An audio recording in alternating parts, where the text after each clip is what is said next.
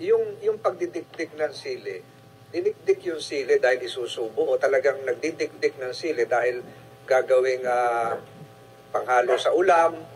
Hindi po. Sabi po, para kay Manong LB talaga yon. Opo. Inutusan idikdik para isubo. Para daw po magtanda sa atin. Your Honor, si Pau po ay hindi ko tao at hindi ko nakita ang kanyang anino sa aking tindahan mula nagtayo ako ng tindahan. Senator Tulfo, narinig ba yun? Alias Pau, hindi ka raw tao, hindi ka nakita, ni anino mo raw, hindi nakita ron. Tao po ako, sir, pero Okay, tao nagtrabaho ka, po talaga ako sa hindi kanya. hindi raw nakita hindi raw nakita kahit anino mo doon.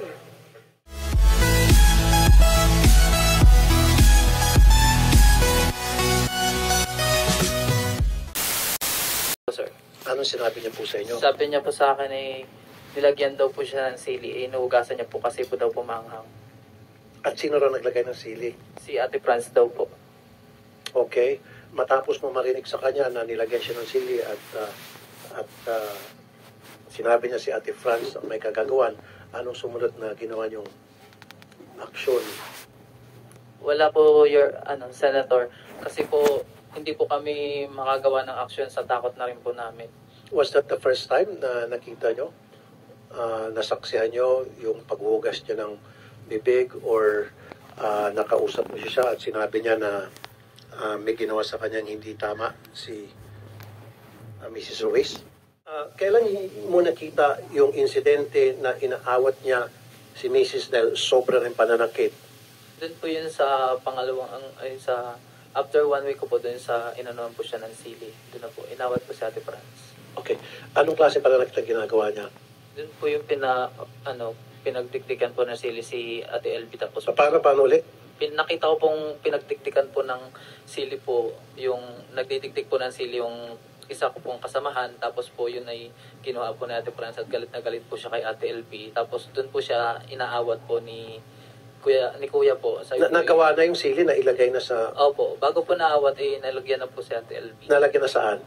Baka po, hindi ko po siya nakita mismo kasi po after noon mga ilang minuto po nagpaalam po ako kay Ate Franz na ako iihi po sa CR. Nakita ko po na doon si Ate LB po ay naghuhugas na doon ng kanya pong bibig. So, okay, was may big. And then doon, inawat na nitong si Mr. Ruiz. Opo, Anong klase pag-awat ang ginawa niya? sumigaw po si Kuya po na tama na yan. Tama na. Tulfo, if I may interject, yung pagdidikdik ng sili, dinikdik yung sili dahil isusubo o talagang nagdidikdik ng sili dahil gagawing panghalo sa ulam?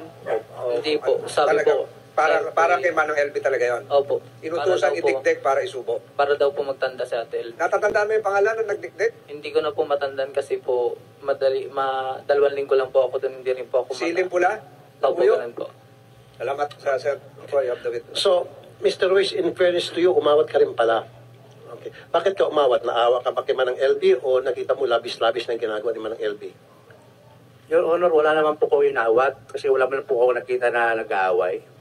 Hindi, yung sili na nilagay ni Mrs. Ruiz sa bibig ni Manang LB, kaya umawat ka. In fairness, umawat ka rin. Wala po nakita po, Your Honor. Wala ka nakita. Wala po. Wala ka talaga nakita. Wala po, Your Honor. Okay.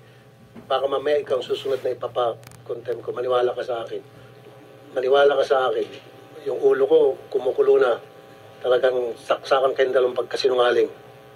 Yung pag-utos ni pag-utos ni Mrs. Ruiz kay Manang ay doon sa kung sino may inutosan magdikdik ng sili para ilagay saan nilagay? Sa bibig? Sa mukha ni Manang LB? Sa bibig po.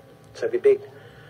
Nung inilagay sa bibig ni Manang LB yung dinikdik na sili, ano naging reaksyon ni Manang LB? Umiyak na po siya nun. Sumisigaw po siya, tama na po, tama na. Nandito ba yung yung pinagdikdik ng sili? Wala. Magkano ba ang pasahod sa inyo? Pasahod po dun sa akin, 150 lang po a day. 150 a day? Opo. Magkano ba yung 150 a day? Pag-compute nyo nga. 4-5 a month? Yes po. Lahat kayo? Hindi ko po alam dun sa iba, pero sa akin po, yun po ang sabi 150 a day. Paano yung swelduhan nyo? Ang sabi po sa akin, pwede ko daw po kunin ng quincenas at pwede rin po kunin ng Okay. Isang May benefits? Wala. Wala po. Walang PhilHealth, SSS, Wala po. pag-ibig? Biodata lang po. Ano? Biodata lang po yung hiningi. So yung 4,000, magkano? 4,500, nakukuha mo ng buo yun?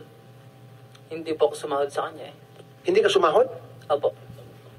Ilang buwan ka nag-work doon?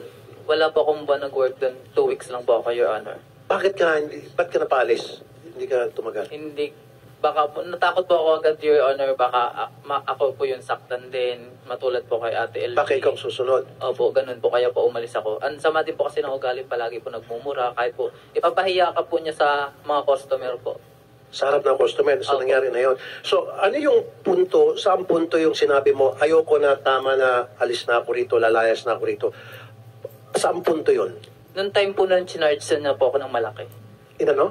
Na-charge po ako ng malaki.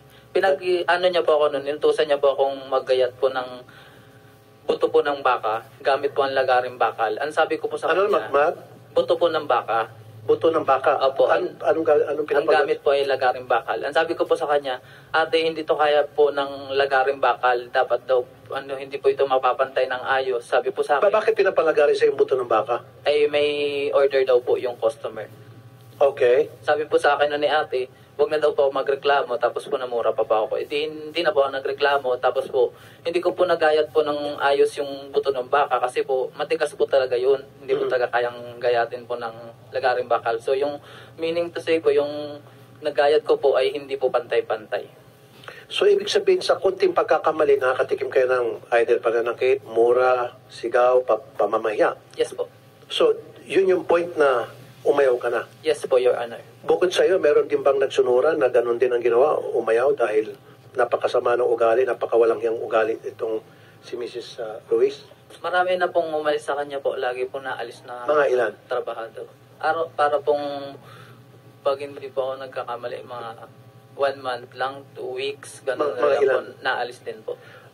Mr. Chair, pwede siguro invite yung mga dating kasambahay o nag-work dito kay Mr. Miss Ruiz na umalis dahil napakasamang ugali.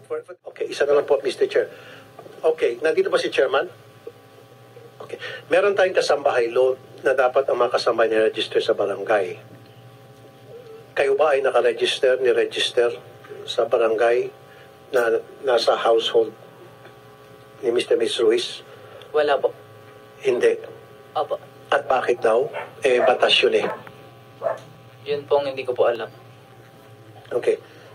Mr. and Mrs. Ruiz, nung last time, nandito tayo, sabi nyo, edukado kayo, so alam nyo ang ginagawa ninyo. Bakit hindi nyo niregister sa barangay ang mga kasambahay ninyo? At batas yun na dapat niregister sa mga kasambahay. At dapat binibigyan ng benefit sa mga kasambahay. Bakit hindi nyo ginawa? Your Honor, hindi naman po sila mga kasambahay. No? Anong tawag mo sa kanila? Kasama sa bahay. Kasambahay, kasama sa bahay. Kaya nga tinawag ng kasambahay. Anong tawag mo sa kanila kung hindi sila kasama sa bahay? Nagtatrabaho po sila sa tindahan, Your Honor. Nagtatrabaho sila sa tindahan, stay-in sila kasama sa bahay. Di ba, stay-in sila? Saan sila tutulog? Sa bubong? Natutulog sa bahay mo, di ba? Pagmamayari mo, pamamahay mo, di ba? O, kasama sa bahay. Kasambahay. Bakit di mo ni-register? And yet, magtanong ka sa lawyer mo. Andiyan yung lawyer mo, bulong ng bulong. Tanungin mo. Ano magandang sagot? Bakit hindi ni-register mo, ninyo, itong inyong mga kasambahay na batas yan? Sige, bigyan kita ng 10 seconds. Magbulong mo na ikaw, lawyer. Bulungan mo tong, kliyente mo. Sige, go ahead. Sige. Lapit ang tenga mo. Ikaw, lawyer, lapit. Sige, hindi ka nakakalinigan eh. Ikaw, Mr. Ruiz, gusto mo sumali sa bulungan, kayo mga bulunggang. Sige. Ano magandang sagot? Okay na? So, bakit hindi mo na-register? Batas yan na dapat ang lahat ng mga kasama natin sa bahay, maliban lang sa ating mga relatives, kung nagtatrabaho sa atin, kailangan nakaregister sa barangay, on record, para masiguro na sila protektado, na sila ay napahalagaan ng batas. na kung tawagin kasambahay law. At kasama dyan, dapat meron silang full benefits, SSS, PhilHealth, Pag-ibig. Now answer me, sapat na ba yung binulong sa'yo ng abogado mo? Your Honor, hindi naman po sila mga kasambahay. Sila ay mga nagtatrabaho sa tindahan namin. Yung tulugan po nila sa amin, ayun ay another benefits lang na binibigay ko sa kanila na libre ang tulugan, libre ang pagkain. No, Yun po. hindi mo ako naintindihan eh. Nagtatrabaho sila sa tindahan. Okay, kung nagtatrabaho sila sa tindahan at hindi sila kasambahay, so they are worker. So therefore, kung worker sila sa tindahan ninyo, then dapat minimum wage sila na magkano ba yun sa Batangas? Ang minimum wage? Magkano? Hindi, yung daily. Your Honor, Occidental po kami, hindi po kami Batangas. Saan? Sa Occidental po. Okay. Therefore, kung siguro hindi mo sila kinukonsider na kasambahay, kinukonsider mo sila as worker. Anong klaseng worker? I-define mo. Industrial?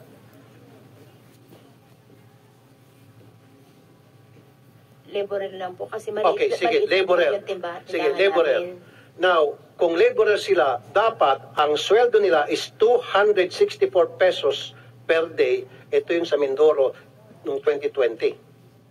Your Honor, si Pau po ay hindi ko tao at hindi ko nakita ang kanyang anino sa aking tindahan mula nagtayo ako ng tindahan. Senator Tulfo, narinig ba yun?